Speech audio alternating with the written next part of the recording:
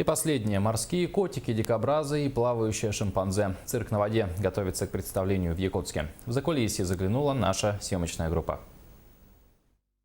На арене цирка кипит работа. Нужно успеть установить бассейн, подготовить животных, отрепетировать выступление. Чтобы преобразовать арену в бассейн, труппа привезла 5 фур оборудования. При разгрузке у нас 3 фуры выгрузилось, 2 еще стоит на подготовке. У нас как бы сложно. Вот когда достроят вторую очередь, нам бы хотелось бы, тогда будет вообще еще шикарнее.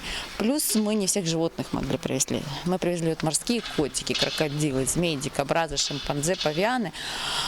А совсем больших мы не можем, потому что нет помещений. Атмосферу сказочного мира создадут 300 фонтанов, каскады водопадов и захватывающая игра света.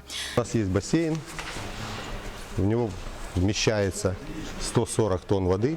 Безусловно, вода поддерживается, один раз заливается, фильтруется, компромисс температурный между животными, людьми. Зрители ждет захватывающая борьба человека с крокодилом. Шимпанзе, умеющие плавать, чудеса акробатики продемонстрируют морские котики. Все будут выступать или в воде, или над водой. Вот. И даже воздушные гимнасты из-под купола цирка делают обрывы в бассейн, в воду. У нас шимпанзе умеет плавать в лодочке, занимается дайвингом. Так что шоу очень интересное. Цирк на воде должен стать волшебной сказкой, в которую с головой окунутся не только малыши, но и взрослые зрители.